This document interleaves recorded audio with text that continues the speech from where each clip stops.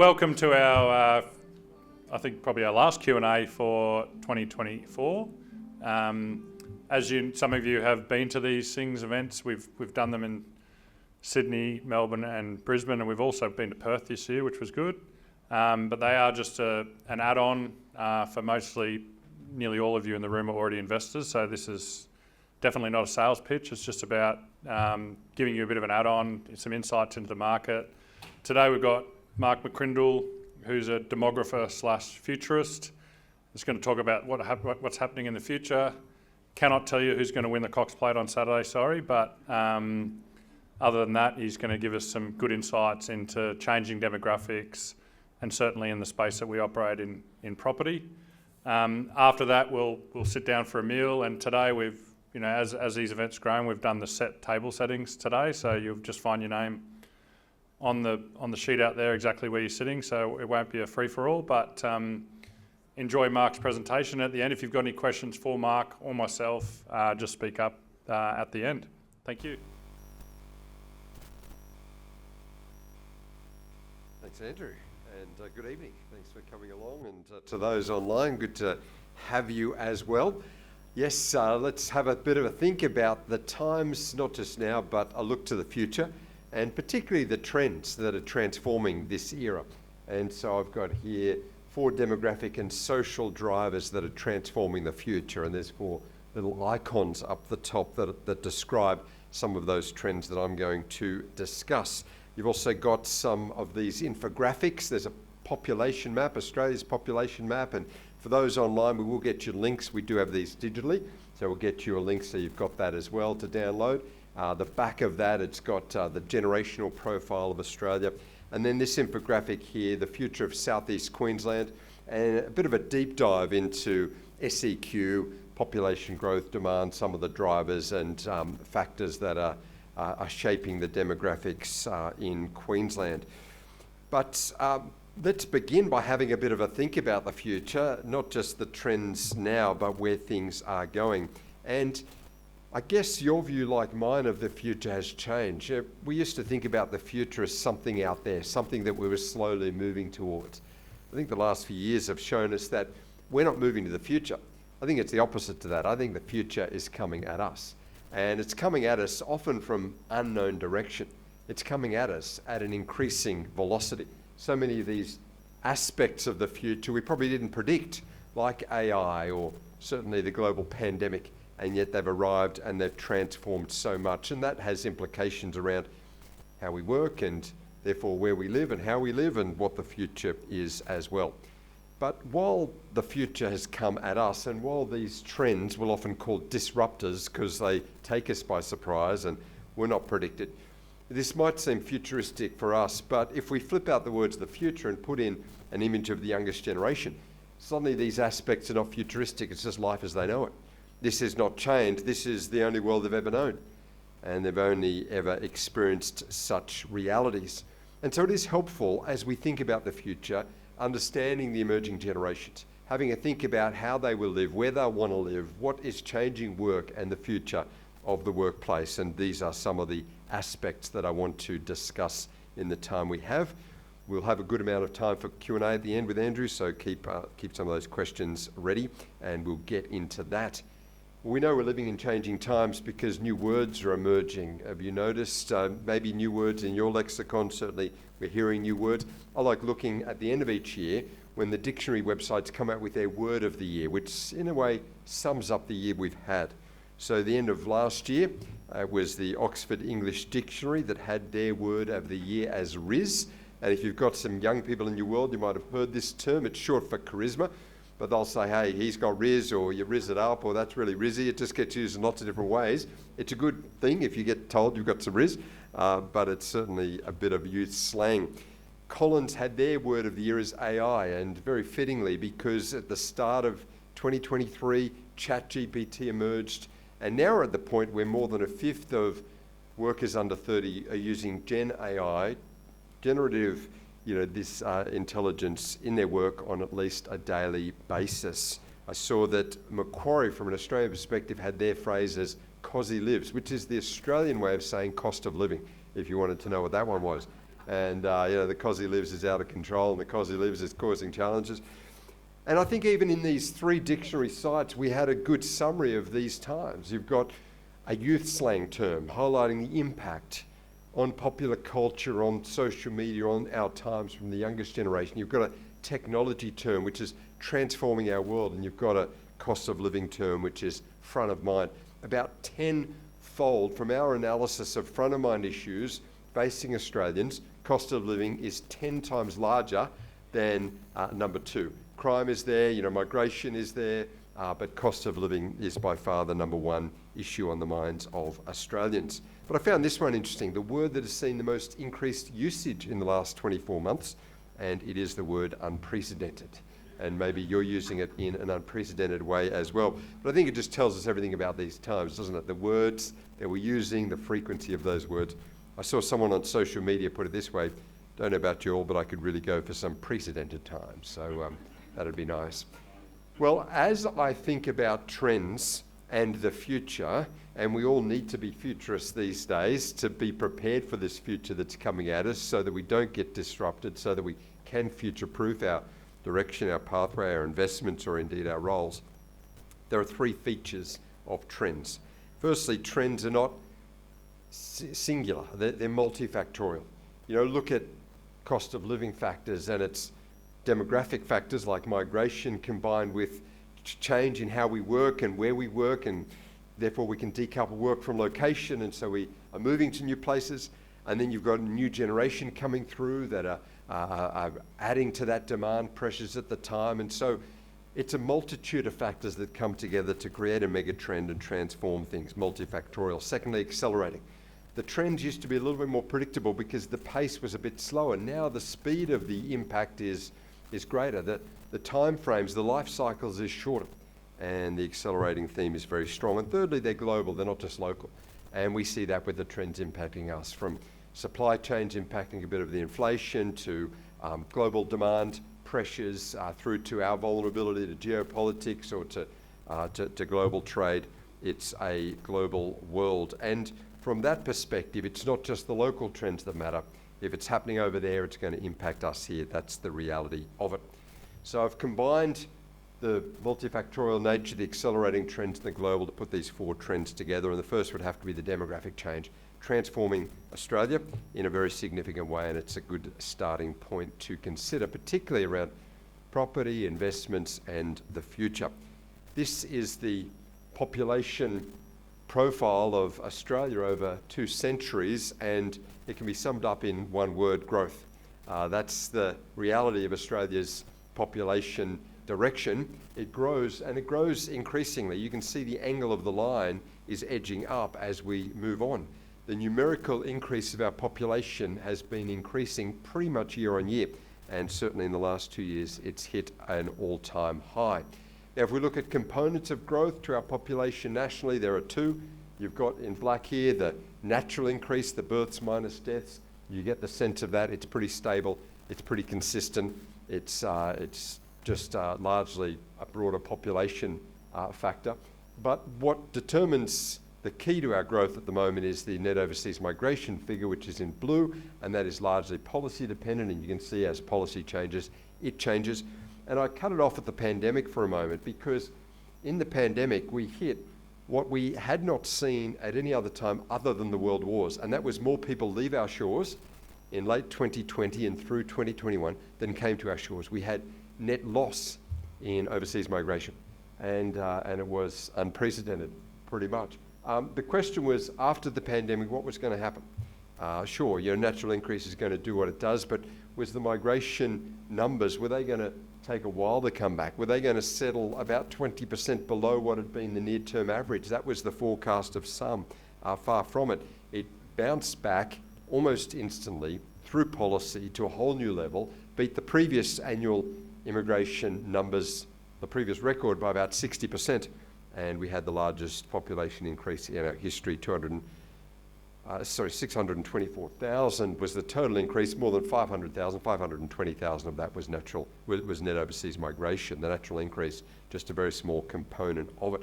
In fact, on the natural increase side, we're at record low birth rate at the moment. Just came out last week, the latest data for the 2023 year. And the two are related, of course, because with cost of living a key challenge, with rising population increase, demand greater than supply, it's causing costs around housing. And couples in Australia do their nesting before they start their families. And if they don't feel a security around home ownership, they like to move from renting to owning before starting a family. If that gets pushed back, then the fertility gets pushed back as well. And so we're seeing those birth rates decline. Now you can see the peak of it, 1961, that was the peak. In the peak of the baby boomers, we've got a whole generation given the label that bell curve was. This baby boom from the end of the war years, 1946 through to the early 1960s, but 1961 is the peak there. 3.5 babies per woman, now we're down to 1.5. So that's the difference in 2 generations. Back then, the peak fertility age was 20 to 24-year-old women. That's where the most births were. Today, it's 30 to 34-year-old women is where the peak births are. So you can see that our parents are older. Mum's about 10 years older than they were back then, and that birth rate well below replacement rates of a little over 2. You can see there's a lot of debate. Did the baby bonus do anything? You can see we had, through the 1990s, 10 years of consistent birth rate or total fertility rate decline. And then in 2004, under the Treasurer at the time, Peter Costello, you might remember, brought in the baby bonus. It, over the next 5 or 6 years, got up to a peak of $5,000 per birth. But you can see what it did. It turned around what was a 10-year declining trend and brought the birth rate, which was at 1.7, up to just over 2. So nearly replacement rates before it was eased off, and we've been in this precipitous decline ever since. So that's a little bit on the births and where that fits in regard to the net overseas migration. So for the 10 years pre-pandemic, about 60% of population growth was overseas migration, about 40% natural increase. The decade prior was maybe 45, 55, but it was roughly those sorts of numbers. In the last year, it's been 83% net overseas migration, 17% natural increase. So you can see we're leaning much more heavily on the migration lever, growing the population, growing the demand. It does provide excellent tailwinds for property investment and for the property development sector. It means we're more culturally diverse than we've ever been. And this continues for a nation of migration that's had 70 years of strong migration. You can see the very clear trend that 5-year periods of census, it continues to increase. In fact, if you look at the very latest, so the intercensal snapshot, we've now surpassed the 30% of all Australian residents born overseas. So that's a bit of a breakdown in what's happened in terms of the cultural diversity. Thanks, there we go. Was just that sound?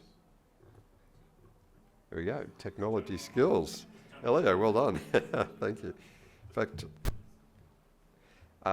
the other factor that we have here is not just cultural diversity, but linguistic diversity. And so 1 in 4 Australians speaks a language other than English at home. So the future is being able to connect across more cultures, more backgrounds, and linguistic change as well. If we think of countries of birth, what's been happening, we've had, as I said, 70 years of migration flows from the post-World War II migration boom, where we were attracting people from Eastern Europe and Southern Europe. That moved into migration into the 70s and 80s from Southeast Asia. More recently, migration from a bit more from Africa and from the Middle East as well. We've seen changes, but probably if we look at key source countries, and this is the 3 colours are 5 years accumulated arrivals from these particular countries that you can see. And you can also note, so the 2012 is in blue, it's just consecutive there, 2017, the 5 years prior, and then 2022, the 5 years prior. So orange is the latest data. And you can see that in the last 5 years, there's been a changing of the guard. China was our #1 source country. It's now India in terms of arrivals to Australia. But the countries down the bottom tell the story. We connect in terms of our part of the world of Asia. We look to our north as a nation, from our population from our connections, from our growth, and from the diaspora that calls Australia home. India, China, Nepal, Philippines, Vietnam, Pakistan, Iraq, Thailand, Sri Lanka, and Malaysia, rounding out the top 10. Now, that's overseas migration. What's happening in terms of internal migration? Because that's been quite transformative since the pandemic. Not just people arriving over the international border, but people moving internally across those state borders. Well, if we look at states and territories and growth, you've got a third factor. So you've got not only natural increase in overseas migration into each state, but the third factor is the internal migration, the gain or loss from within the boundaries of Australia. And what I'm saying here is that from an overseas migration perspective, and that's in orange, you've got New South Wales and Victoria gaining the bulk. In fact, instead of New South Wales and Victoria, you can read Sydney and Melbourne. They take 70% of all overseas arrivals, get the bulk of our net overseas migration. You've got in light blue the natural increase of each state and territory, and that's just a factor of population. The larger the state, the more births, less deaths that will be attained. But it's the third factor I want to look at briefly, which is the internal migration, the interstate migration, and you can see that in dark blue. So what do we have in New South Wales? We have far more people leaving this state than coming to this state. In fact, if we didn't have any overseas migration into New South Wales, we would have gone backwards as a state in the last year. And this is indeed the case for most of the last decade. We have a net loss, a significant net loss through interstate migration. Victoria has now moved into that negative situation as well, losing more people from Victoria to the rest of Australia than moved to Victoria. But you can see where the growth is, and that's Queensland, and particularly southeast Queensland. In fact, as you can see, Queensland and indeed WA, the only two states that have the triple green light of growth. Growth through natural increase, growth through overseas migration, and also through internal migration. But Queensland really setting the national record in that regard. So, Australians, when given a choice of where they want to live, you're getting this massive gain into Queensland and particularly southeast. Why? Well, firstly, it's picked up since the pandemic. People have decoupled work from location. You can keep your Sydney job, but probably work it from southeast Queensland. Secondly, you've got people looking for affordability, and even though we've seen big price increases in housing in Queensland, you've got far better pricing there than you've got in Sydney, for example. But the third factor is, in addition to the workability and the affordability, is the livability. It's lifestyle choices, and people are choosing Queensland, as they have for a long time, for living. But it used to be more the retirees that would choose Queensland for a place to live for lifestyle reasons. Now, young couples and young families can make that choice, and that's a key part of the growth. So the future, in terms of responding to the demographic trends, is understanding the cultural diversity that defines us, the growth factors, and the generational change. In fact, I talked about linguistic diversity, but what else determines how we speak is not country of birth, but generation of birth. A little insight that I gained recently, a text conversation between two 20-somethings came my way, and one young person was texting her friend, "Bae, my new work gig is legit. The hours are savage, YOLO." This is a different dialect of English, and it's, as a Gen Xer, it's well beyond my parlance.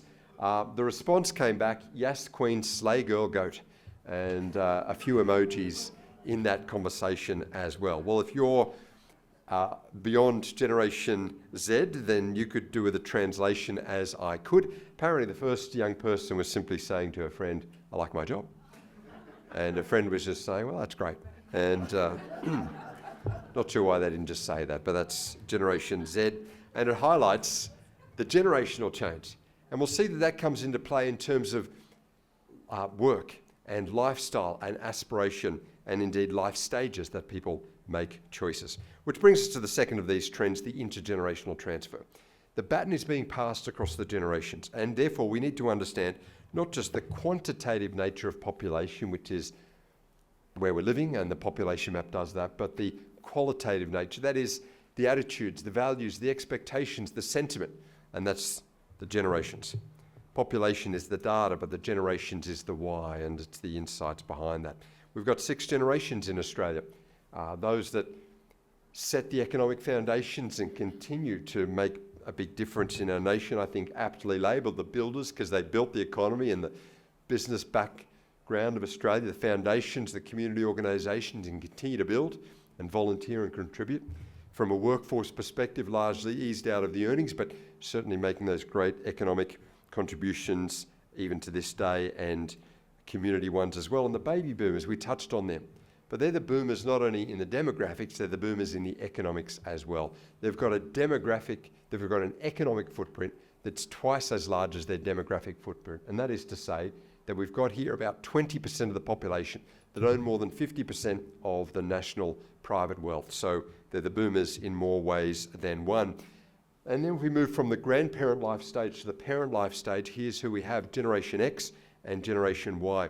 Gen Xers are probably in the middle years of parenting.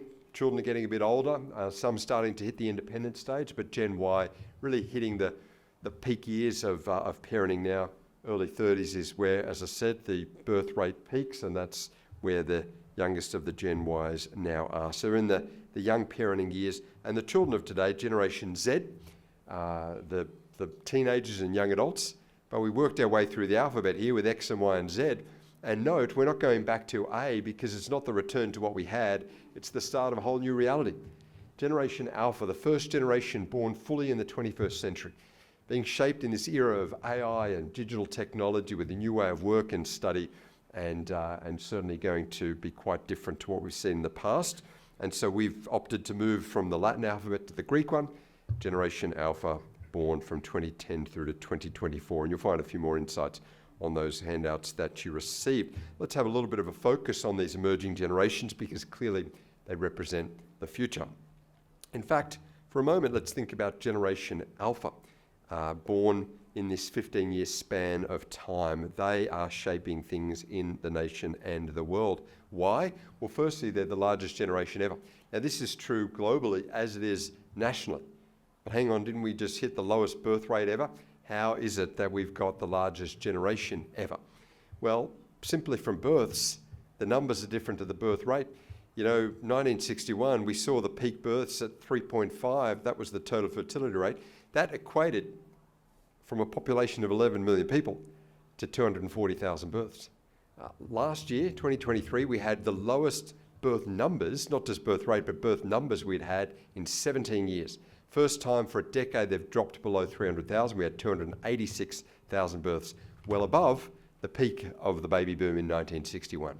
So, don't just think birth rate, think birth numbers, and there are more children being born now and have been for the last 15 years than ever before in our history. Those birth numbers are now starting to catch up to the declining birth rate, so we're at a little bit of a low ebb over the last decade at least, but nonetheless the largest generation ever. And this is even more the case globally. 2 billion Generation Alphas in the world. And not only are they the largest generation of young people ever, if you look at the global birth rates, they're actually following Australia's birth rate. They're slowing in almost every continent except some parts of Africa. What that means is the birth numbers will start to follow that trend probably over the next decade or so, and we'll see global births plateauing and then by mid-century starting a slow fall. What it means is that Generation Alpha are not only the largest generation globally in history, they may be the largest generation ever. We've got peak children in the world today, and that's an important milestone to understand. The most globally connected, obviously growing up digital is very key, and from a cultural diversity, from a travel, from an engagement perspective, global in their mindset. The most formally educated generation ever. I mean, we see that in a very educated society like Australia, where we've got more than 8 in 10 young people going through to complete year 12, and the majority of them going on to tertiary studies.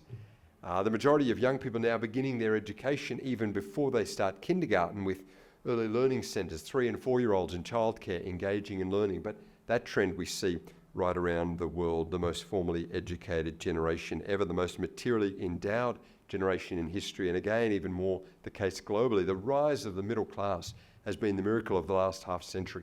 We've got a smaller proportion of the world in extreme poverty than ever before has been the case. And this generation, the first to have such a low proportion in the high-end poverty and most likely to be in the middle class, are the most technologically endowed generation ever, which is very self-evident with this generation. And they're always also gifted the largest or longest life expectancy here and again around the world. Quite phenomenal. So they have a larger size and more connection, more technology, more material endowment and longer life expectancy, and probably therefore more careers and more change in that as well. From an Australian perspective, this is life expectancy. And while there was a bit of a blip in the COVID years, the long-term trend, this is ABS data on forecasts for life expectancy at birth to continue. We're living longer now than we did a decade ago, and that trend is expected to continue. Here's where we sit in the global list, by the way, the latest data from the ABS in the global rankings. Monaco, very small jurisdiction, so you get anomalies there. Japan has long been known as that place of long life expectancy, and we are just marginally behind Japan. That's where we currently sit. We're living longer not because we're, as individuals, necessarily making better health choices or more exercise or more nutrition, but the provisions, the healthcare, the pharmaceuticals, the medical interventions, the public health measures, the ability to overcome one's morbid illness is phenomenal, and so living longer than ever. It means that we've got more generations in the workforce than ever, and in a knowledge economy we can expect this to continue. That is working later in life as well.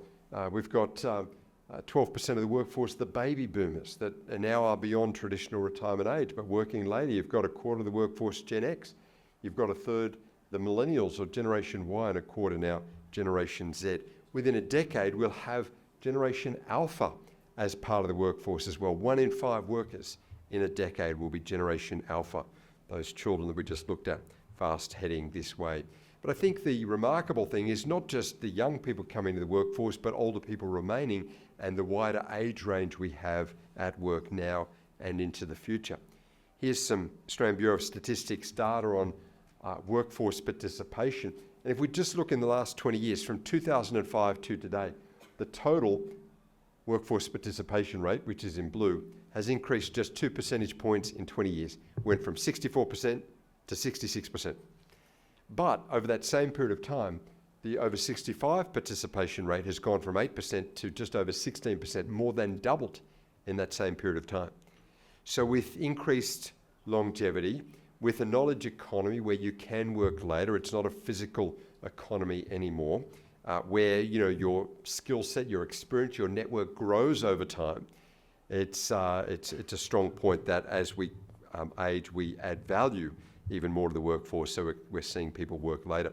But what it does mean is that we do need to understand these trends, and to remain future-proofed from a workforce perspective, to remain relevant, we have to upskill and adjust and respond, because we might be able to work later, but the careers are changing and shifting, and that requires adjustment. I saw a text conversation with an older worker which highlighted to me just the need to remain current in the workforce approach. He texted a colleague, "Could you fax over a copy?" The response came back, "No, I can't fax because of where I live." He was incredulous. "Well, where do you live?" And she said, the 21st century. And so probably a good reality there to keep in mind, adjust and respond to these changes. What we're seeing is redefinition of life stage. We're seeing people stay in education later. We're seeing people move across more careers. Now, this is how it used to be. Education at the start of life, and then work, and then retirement. This is how it is today. Maybe study at the start of life and then work, and then maybe upskill, retrain, career transition, and get back out there. Maybe start one's own business before moving back into a traditional employment situation. Some more study before getting back out there. Maybe semi-retirement instead of full retirement. These are the trends that we see. Now, if we look at the trajectory of this for school leavers today, it means that with the average national tenure of just under 3 years per role, and with them working well through their 60s into the future, it means that school leavers will have 18 separate jobs across 6 separate careers in their lifetime. Lifelong learning, career transitioning, and more change than ever. So what we have is a generation coming through marked by dynamism, by mobility, by reinvention. More courses of study, more jobs, more careers, more change, more mobility, in all areas except one, There's one area where we're not seeing any mobility of these 20-somethings, these young adults, and that is no mobility from their parents' homes. They're staying with their parents and as late in life as they possibly can. And maybe you've got some young adults at your place to verify that. We've come to call them the Kippers generation, the stay-at-home 20-somethings, and that stands for kids in parents' pockets eroding retirement savings. So just thought I'd point out that reality amidst all this generational change. Now that brings me to the third of these four trends, which is the technology future and the transformation that is having, not just to our consumer interactions, but to the workforce as well. So what is the future? With technology, well, it's a human-centered one, not a technology-centered one. I think we worry about the future because we think with technology, it's going to take over. The robots are going to dismiss us, and we have this quite negative view of things. But you know, technology, if we look through human history, has been engaged by humans consistently to empower human flourishing, to create better connectivity, to remove drudgery, and to create better lifestyles. And the same will be true of this technology as with every other century of it we've had. Now, it's going to be used for negative purposes, it always has on the fringes, but generally, humans find a way to use technology for greater outcomes. But the technology of today, AI and the digitization, won't replace what it is to be human, because that is timeless. And so what we need in the future, yes, anything that can be outsourced to technology will be, but the ability to connect and bridge gaps and resolve conflict and engage and lead and communicate and manage, the ability to connect with customers or to converse with peers or to be a leader is human at its core, not technological. We wrote a report on this recently and we said even in the future the most valuable skills will be distinctively human ones. We're not going to all need how to code. The technology will take care of a lot of that, but the people skills will be key. Now clearly, technology is playing a bigger role in our work lives and all of our areas of life. Zapier recently put out a study that said 94% of workers say they perform repetitive, time-consuming tasks in their role. A McKinsey study highlighted that 50% of work today can be automated. So that is all ripe for generative AI. That is ripe for the transmission over to those technologies. We surveyed Australians recently, just a few months ago, looking at the use of generative AI, and we filtered by age group. And you can see across this, for example, using a voice-activated personal assistant on your phone, far higher in the younger generations than the older ones, or use AI intelligence at work. And this is the percentage, at least on a daily basis, who use this. And 3% of the older generations, but 1 in 5 of the younger generations. We found in a study of Generation Z, the majority said they would rather interact with a chatbot than speak to someone in a call centre.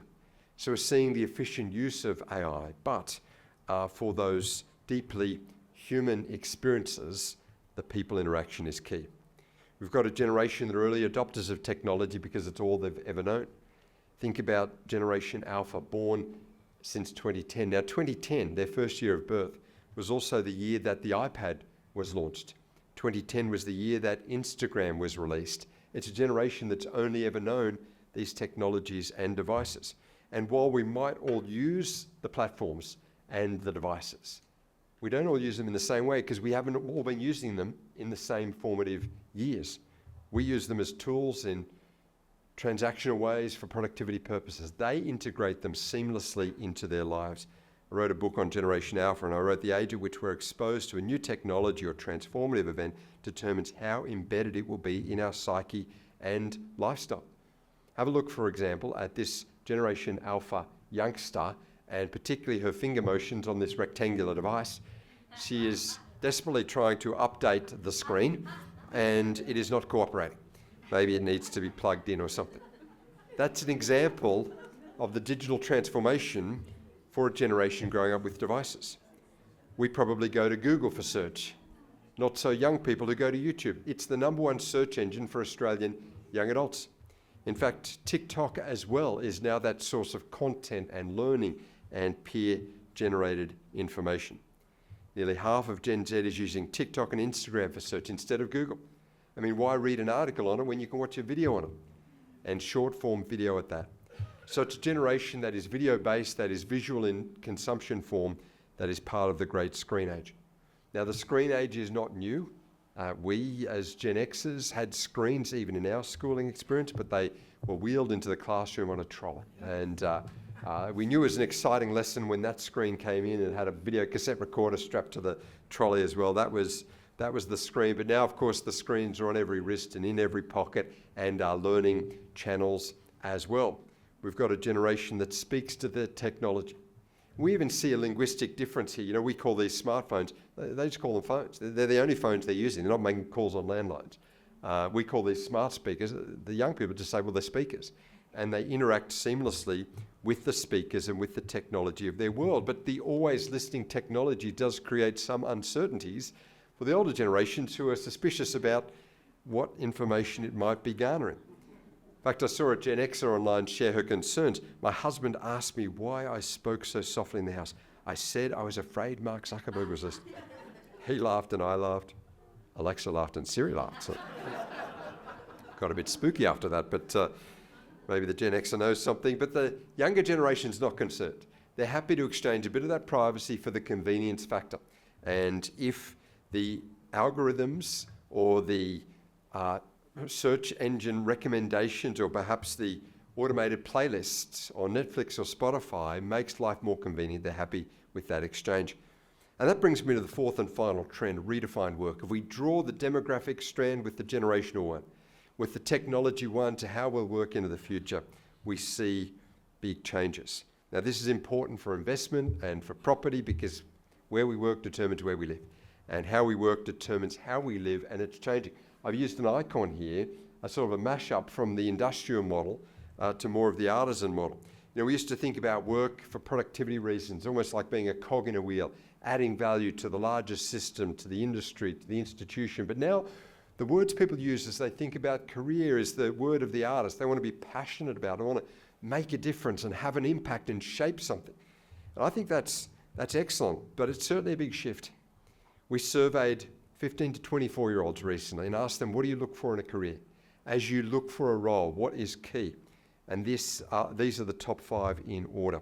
72% said that it's extremely or very important that job provides, or as they think about work, having purpose and meaning in their work is number 1.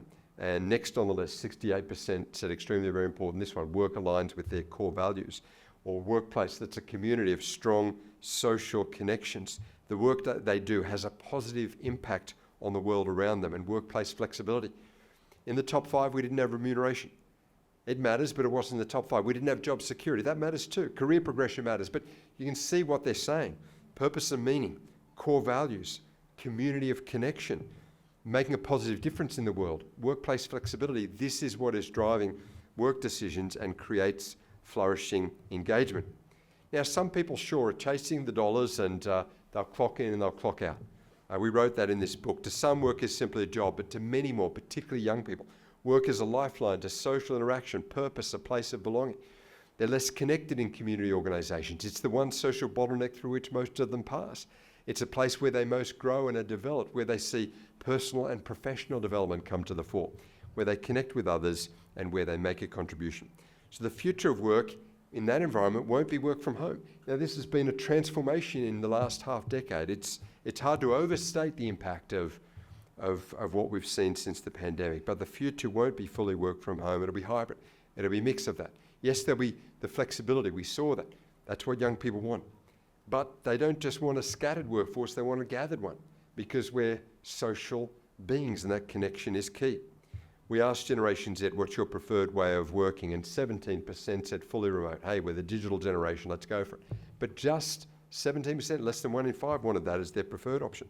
You had 34% that say, actually, I'd rather full-time in the office work, twice as many as full-time remote work. But you can see the biggest response is, let's go for a mix, almost half of them. And so you've got more than 4 in 5 saying, look, at least some of the time we want to connect in the workplace with colleagues, because that's how you get the values alignment, that's how you grow, that's where you pick up the network and the mentoring, and that's how you develop the skills. It's fine for the Gen Xer to fully work from home because we've developed our pathways and our connections, and we've got other things going on perhaps, but for young people, they're very impaired if their future is fully working from home. That's because they're placing greater emphasis on what they want from work. The old bumper stickers don't ring true for this generation. I owe, it's off to work I go. They say, well, it's got to provide more than that. If I'm just exchanging a day of life for a day of money, that's not enough of an equation. I want more.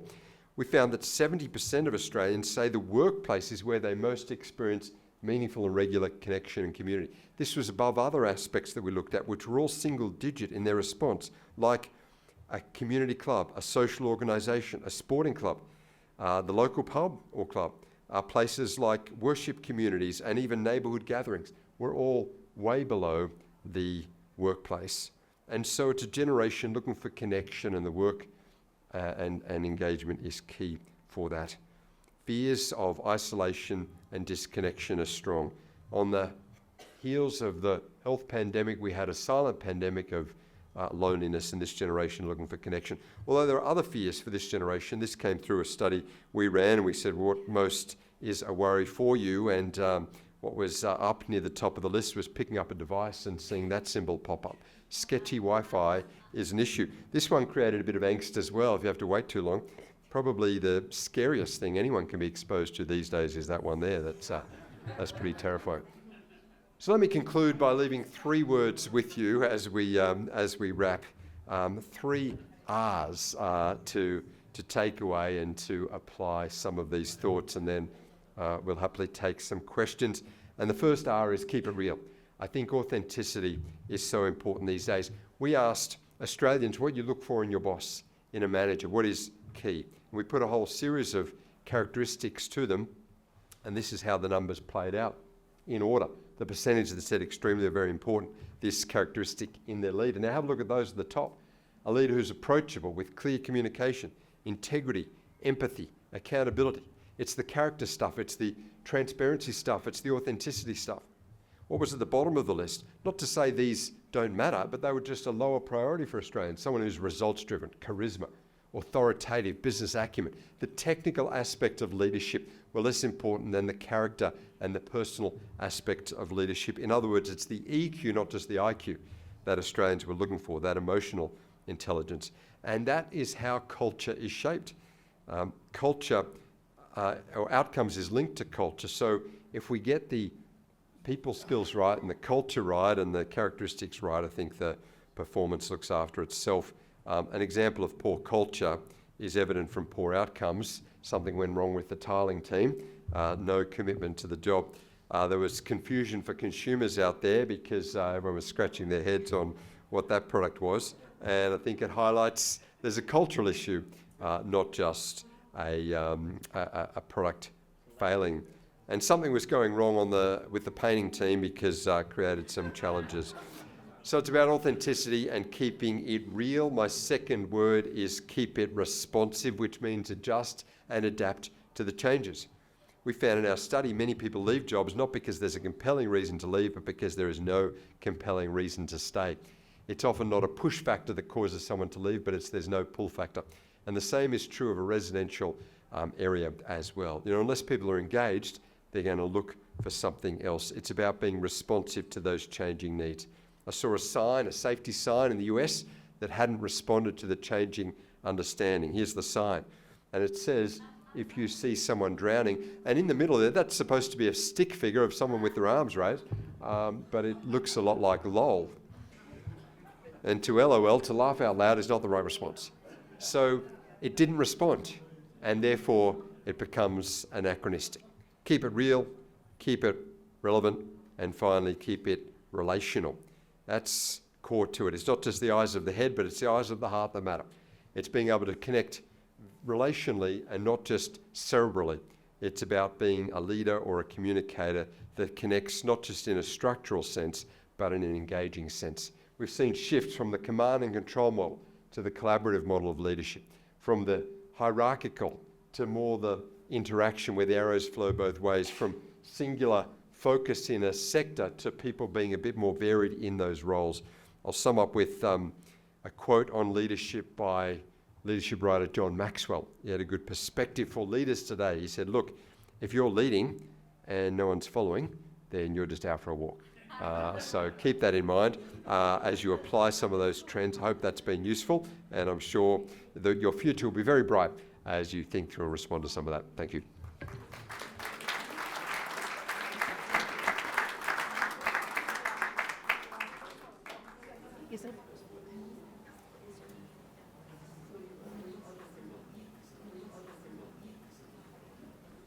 Thanks, Mark. There is an opportunity for questions for Mark, if you have any. Certainly an interesting one for me. Oh, we do have a question. I'll just repeat. Changes and how the technology has taken over. That's great. I mean, robotics come into that category. So what's going to happen, or what has happened to manufacturing and farming? What's going to happen in the future? Yeah. So I'll just repeat that. Yeah. You try. For those online. Yes, so we saw the rise of AI and technology, what's going to happen to the future of manufacturing and the future of farming.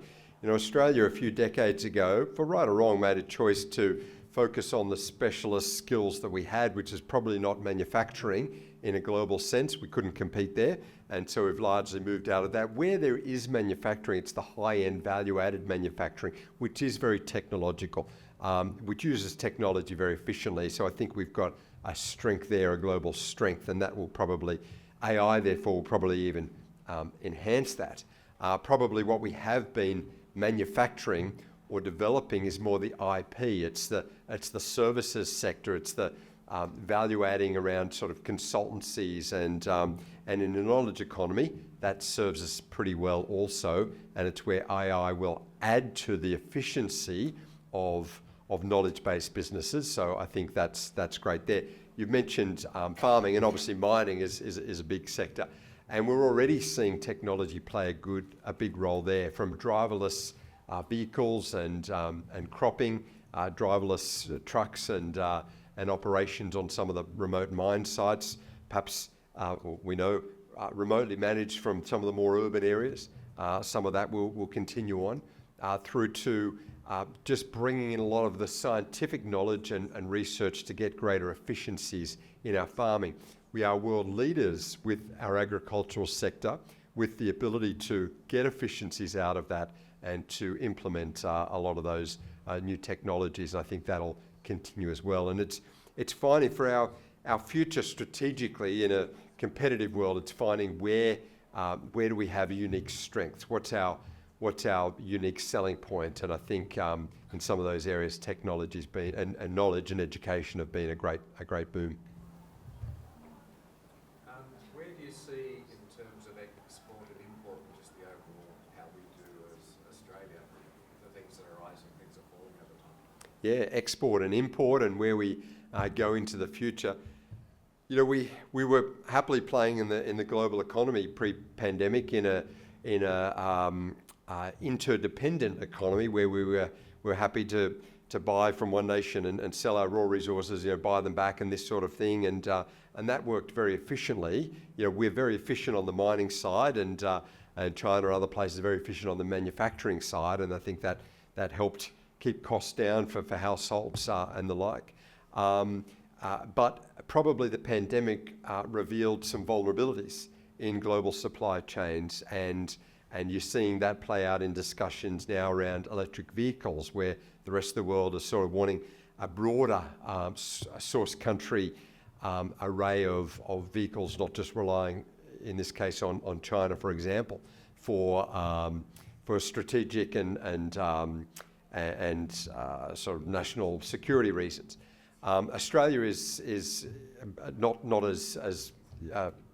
moving to the tariffs and the restrictions that we see some of our allies going down, but I think global supply chain dependency, a level of independence amidst interdependency globally, and being aware of national security, I think they're coming a bit more back onto the agenda, not just about where can we get the cheapest supply of what and sort of global marketplaces. So I think over the next 20 years we'll see a little bit more change there, which provides great opportunities for a nation as blessed as ours, with not only the natural resources and the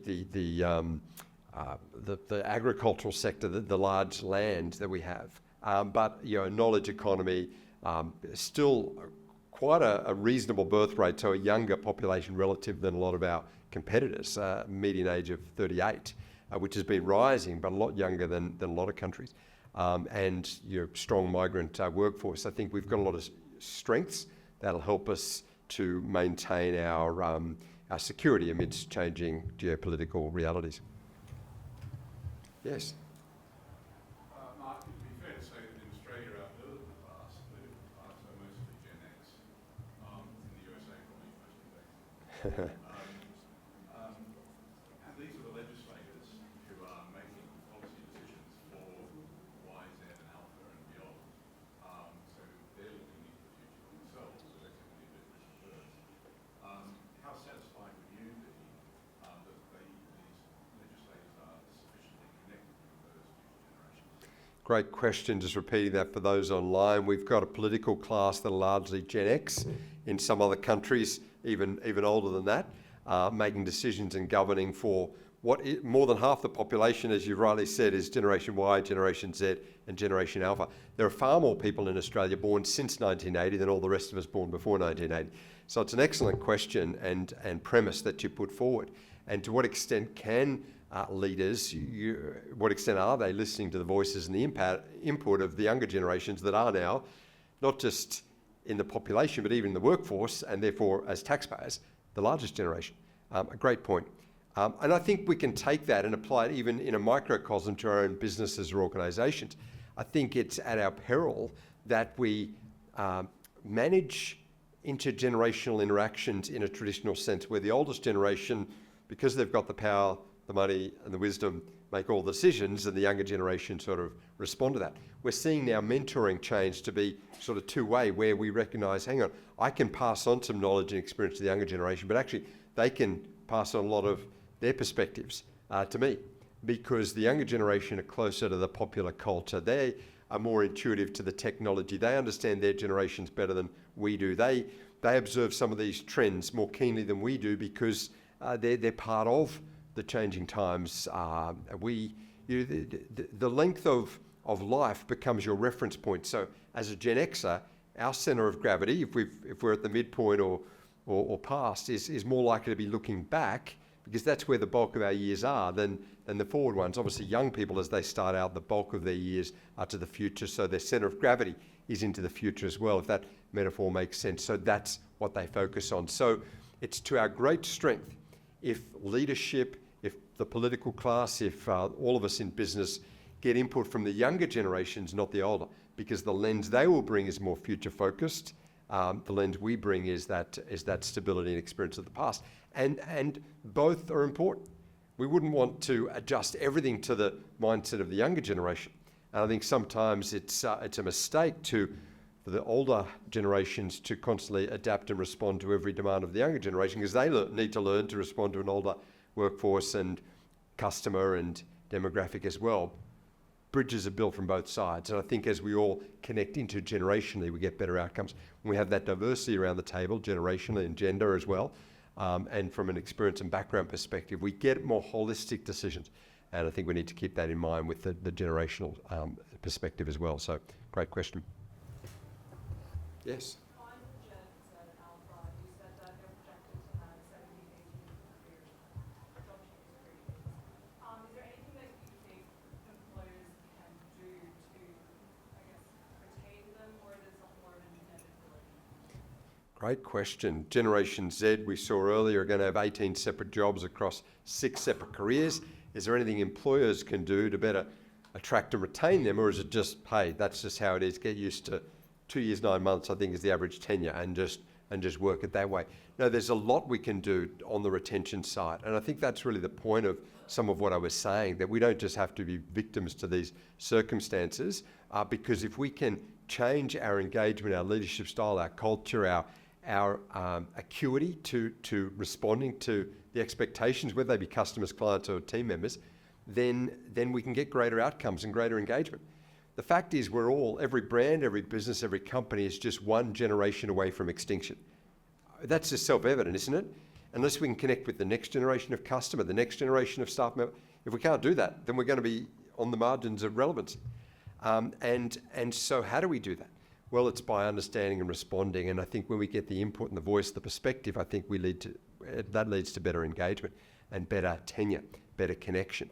The fact is, we need the long-term experienced people. You need managers that bring 10, 15, 20 years industry experience. We need the specialists, whether they be barristers or specialists in medicine or in engineering, that have got 30, 40 years under their belt in particular sectors. You can't have everyone with 2 years, 9 months per job moving across different sectors, right? Now I think there's a strength that comes from the generalist, but there's a strength that comes from tenure. So we need to engage that. And I think we can do it well as we keep listening in and adjusting. As I said, most people leave a job not because there's a big push factor, a toxic workplace, a blow up with the boss, so we just didn't listen.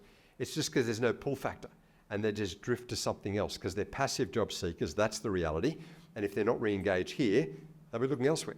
So it does put the onus on the leader, the employer, to re-engage and not just assume, business as usual, they're locked in and they'll be there for good. Maybe got time for one more, do we?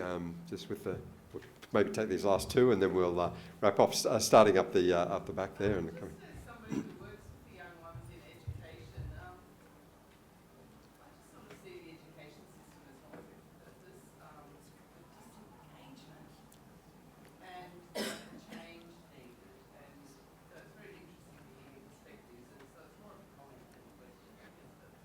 Yeah, something needs to change. Yeah, great. We've got so many disengaged young people, totally disengaged. Great comment just about the education system, which is setting up the next generation for careers and for life. And the comment from you in education is that it's not fit for purpose, it's not really engaging, and we've got a whole generation of disengaged young people in education. And I do see that. I wouldn't want to, outside the sector, as a non-educator, put all the blame at the feet of the educators, because I see them doing such a good job with what they have. But you've got a system. I mean, here we are in the midst of the HSC, which is pen and paper exams. We've got structures that are about the results you get. Your 70% of the mark you get that'll get you into the uni course will depend on these exams. We've got curriculums and structures that we might see are not particularly responsive to a digital future. So I think that there's hierarchies, bureaucracies, departments that if you like are a little more structured than perhaps teachers would want and the generation would want. So it's a broad challenge. And in our last minute, we've got one final question. Don't think that it's a bit naive to say that young people are all going to get such meaning and purpose from their careers, because it's frankly not going to happen. Some are going to stack holes and shelves of coal.